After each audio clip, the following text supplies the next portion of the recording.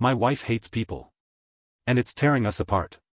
Despite being 28 years old, my wife and I have had our share of disagreements, especially with regard to socializing and people. I'm a social butterfly that is constantly excited to meet and spend time with new people. Conversely, my spouse is the complete opposite. She detests social interaction and seems to get a certain kick out of making people dislike her. She seems to be on a mission, carefully examining everyone she encounters in an attempt to reveal some ulterior motive. This is one of her habits that might escalate a small miscommunication into a major complaint that she holds very strongly. For the decade we've been together, this difference between us has been a constant backdrop to our relationship. She has misgivings about individuals, yet she hardly ever stops me from having fun in my own social life. Giving her the space she needs while I carry on interacting with the outside world in my own unique way is how I've learned to handle this part of our relationship. Sometimes she goes out with me, especially if there's another couple. Even in these situations though, her contempt is evident. For example, she has never been friends with my friend's girlfriend, even though we have made multiple attempts to get them out on double dates. When the COVID pandemic hit, her company shifted to remote work, a change that she welcomed with open arms. The arrangement became permanent, and while she relishes the comfort of our home as her office, it has also meant that her interactions with the outside world have dwindled to almost nothing. She now ventures out only for errands or when absolutely necessary, and even then, it's often just with me. This isolation seems to be taking a toll on her. The lack of regular diverse social interaction appears to be intensifying her negative traits. Recently, any suggestion from me that she should meet up with friends or join me for a social event is met with sharp resistance. She maintains a connection with a couple of her old friends through messages, yet she hasn't seen them in person for years, despite the fact that they live just a few minutes away. Her increasing irritability isn't just limited to refusals to socialize, it has started to seep into our daily interactions. There are days when the atmosphere at home becomes particularly strained, with tension simmering just beneath the surface. I find myself walking on eggshells, trying to gauge her mood before speaking, a stark contrast to the open, easy communication we used to share. Even with these difficulties, I realize her actions are not coming from a bad place. Instead, they may be due to some hidden worry or fear. I've thought that her critical opinions of others might be her way to guard against any letdowns or pains. This understanding has made it easier for me to respond with more kindness and patience. However, it's still a tricky job to find the middle ground between honoring her limits and urging her to move beyond her usual comfortable circle. Navigating a relationship where social preferences clash so starkly has never been simple, and as years pass, these contrasts often magnify, becoming more than just trivial disagreements.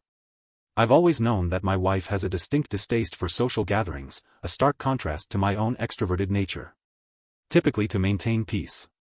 I've allowed her the space to opt out, choosing instead to engage socially on my own terms. This compromise, while not perfect, has served as an uneasy truce between my social appetite and her preference for solitude. However, a recent encounter has begun to challenge the delicate balance we've managed to maintain. I met a woman in college who quickly became a good friend, and her partner is equally likable. Both of them have proven to be wonderful additions to my circle, bringing with them the kind of enriching, engaging interactions that I thrive on. They proposed the idea of a double date. Excited at the prospect of meeting my wife, especially since they share several interests with her. It seemed like a perfect opportunity to perhaps bridge the gap between my social world and her isolated one. Eagerly, I shared this with my wife, highlighting their commonalities in the hope of sparking her interest. However, her reaction was dishearteningly swift and harsh. She dismissed the shared interests, particularly scoffing at the books my new friend enjoyed, labeling them as trash, and declaring a preemptive dislike for someone she had never met. This response wasn't unusual for her, but it struck a different chord this time. It wasn't just disapproval I felt, but a deeper sense of disgust at the relentless negativity. It's one thing to have preferences, it's another to cultivate disdain so eagerly. This has more to do with being receptive to human interactions and experiences than it does with just having different literary tastes. Whether it comes to interests, opinions or hobbies, my friends and I have always valued our diversity. These differences don't divide us. They help us understand and respect each other more. The tough part is my wife tends to see these differences as big hurdles, which is becoming harder and harder for me to come to terms with. To be honest, it's quite exhausting. When she says something negative about others, it drains my energy bit by bit. It's tough to be around someone who is caught up in negativity, which makes me wonder about the future of our relationship if this doesn't change.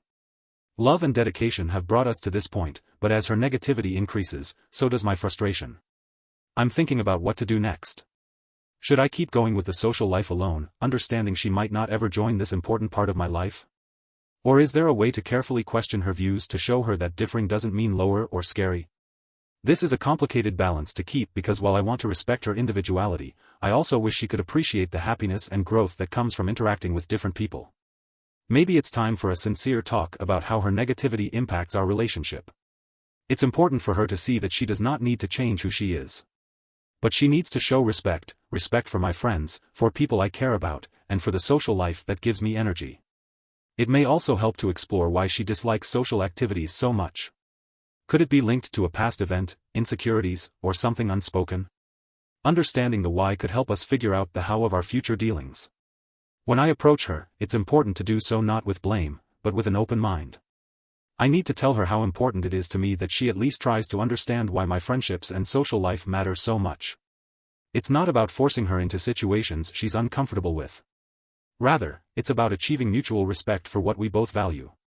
This discussion, though possibly hard, is needed to ensure our relationship can grow and adapt rather than get stuck in unspoken frustration.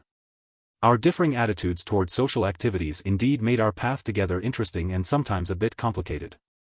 As we deal with this constant issue, I'm still hopeful that we'll find a balance where she feels protected and listened to, and I can still have fun socializing, which motivates me. We're not trying to change each other, but we aim to understand and support each other better. Building a bridge between our worlds step by step, through each talk and every experience we share together. So, the challenge lies in finding a balance that respects her boundaries, but also encourages her to occasionally step beyond them, not just for my happiness, but for the health of our relationship. It's about ensuring that our union is a partnership of growth and understanding, where both of us feel valued and heard. As we navigate these troubled waters, I remain hopeful that with patience and love, we can find a way forward together. Edit. It feels so exhausting to be around someone this socially miserable all the time. I love people and I'm struggling to be around someone who is so hateful. I tolerated it before, but it just seems to be getting worse. How should I navigate this?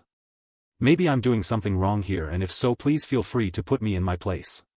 Here are a few collected comments that share thoughts from a wide range of viewpoints. Everyone feels that original poster and his wife in this story are going through their own pain, and there is no right or wrong. Toxic negativity is both draining and infectious. You need to tell your wife everything you just told us.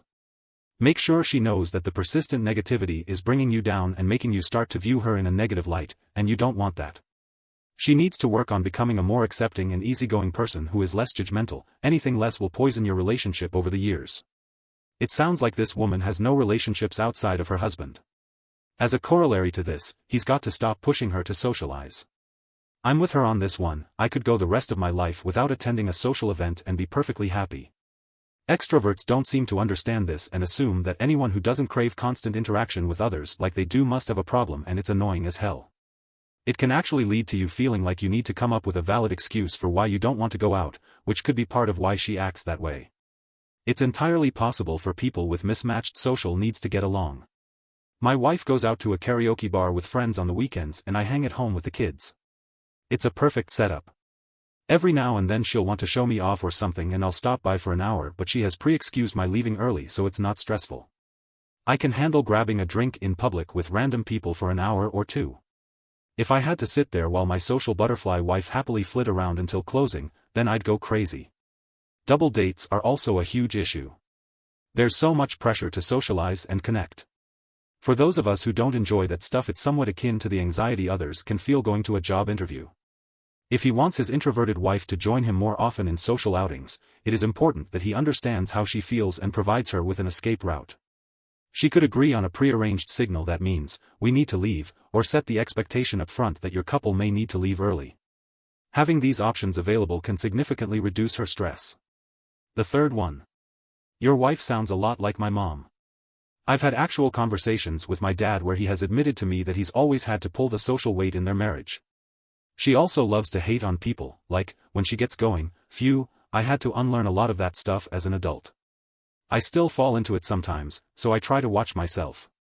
It just sounds to me like your wife needs to scale it back, or at least become more aware of it. I agree with everyone that you should talk to her about this. She may not be aware of how extreme it's gotten. While it's probably healthy on a human level to dip into hate on everyone mode, on occasion, you can't live there all the time. And you probably can't force her to be more social, but it sounds like it would probably help if she had some regular socialization in her life. The combo of work from home plus being antisocial is probably not great for her in the long run. There is a comment and response. Repeating. This is not introversion. This is someone hating people with very little reason. I'm a classic introvert. Being social is a taxing drain on me, and my idea of a good time is staying home. But not once have I said I hate everybody and that's why I don't want to socialize. What OP wrote was shockingly toxic. Last but not least. Hey, don't have kids till this is sorted out, if you're thinking of having any, and wishing you the best. Oh God, imagine the kids being the target of all that negativity. Even if she doesn't subject the kids to it, there's no way any kids will have a healthy upbringing and social network in this environment, and that will have lifelong effects. Thank you for watching. For more stories like this, remember to like and subscribe.